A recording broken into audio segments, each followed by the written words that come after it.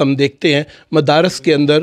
کم سن بچے رہائش اختیار کرتے ہیں، یتیم بچے ہوتے ہیں، دور دراز سفر کر کے وہ ان مدارس میں آتے ہیں، غربت کی وجہ سے رہنے کے لیے بھی وہ وہاں مجبور ہوتے ہیں۔ کچھ تلخ واقعات ویڈیوز کی صورت میں بعض اوقات ان ہزار واقعات میں سے ایک آدھ واقعہ باہر آتا ہے۔ حال ہی میں لاہور کے اندر ایک واقعہ پیش آیا ہے، اس واقعے کے بارے میں یقیناً اگر آپ نے ویڈیو دیکھی ہے تو آپ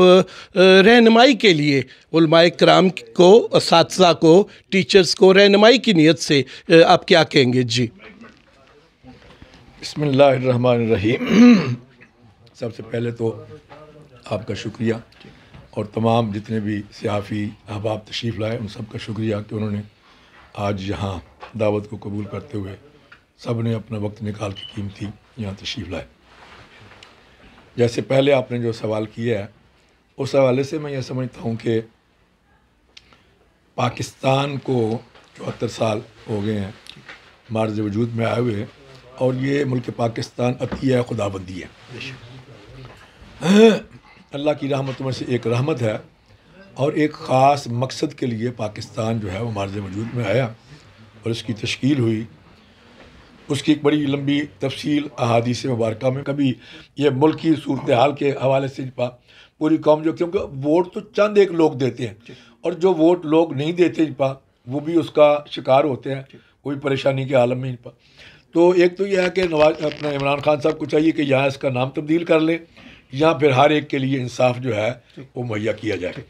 دوسرا جو سوال آپ نے کیا ہے، میں یہ سمجھتا ہوں کہ یہ ہماری بدقسمتی ہے اور چیک اینڈ بیلنس نہیں ہے۔ پاکستان میں اگر چیک اینڈ بیلنس کا سسٹم ہو، یہ ادارے جو ہیں یہ دین کے ادارے ہیں، اور دینی تعلیم کے نام پر لوگ اپنے بچوں کو بھیجتے ہیں، اور آپ نے دیکھا ہے کہ کئی جگہوں پر بچوں کے ساتھ بھی زیادتیاں ہوئی ہیں اور بچیوں کے ساتھ بھی۔ ابھی پچھلے دنوں آپ نے دیکھا قصور کا جو واقعہ ہوا تھا، اس طرح بہت سی۔ لیکن یہ جو واقعات ہوتے ہیں یہ نہیں کہ صرف یہ ان لوگوں تک ہی محدود ہوتے ہیں، اس کے پیچھے پوری ایک جو ہے وہ کابینہ ہوتی ہے، پورا ایک سسٹم جو ہے وہ، کیونکہ جو قصور والے 3-4 واقعات تھے اس میں آپ نے دیکھا ہوگا کہ حکومتی عہدیداران اور حکومتی بہت سے وزراء جو ہیں وہ اس کے پیچھے وہ پورنوگرافی کے سلسلے میں اس میں موجود تھے۔ تو یہ ہماری بدقسمتی ہے پاکستان کی کہ ایک تو انصاف کا، کیونکہ غریب آدمی جو ہے وہ سوچتا ہے کہ بھائی میں اگر انصاف کا دروازہ کھٹکھٹاؤں گا تو مجھے تو حاصل کچھ نہیں ہونا، ایسے چکر لگنے ہیں، اس لیے غریب آدمی چپ ہو جاتا ہے، خاموش ہو جاتا ہے۔ اس لیے پھر ہر ایک کو وہ جو ہے نا جی حوصلہ جو ہے، بجائے حوصلہ شکنی کے اس کو حوصلہ ہوتا ہے، اور پھر اس طرح سے کے معاملات جو ہیں وہ ہوتے ہیں۔ اور مدارس کا اگر چیک اینڈ، ابھی یہ رجسٹریشن کا سلسلہ ابھی گورنمنٹ نے شروع کیا ہے، وفاق المدارس کے اندر، وفاق المدارس بھی ہے، نظام المدارس بھی، مختلف کوئی 10-12 انہوں نے کر کے کیا ہے۔ تو اگر یہ صرف رجسٹریشن تک ہی رکھا گورنمنٹ نے تو پھر وہی معاملات ہوں گے، اور اگر اس کا چیک اینڈ بیلنس مکمل ہوا۔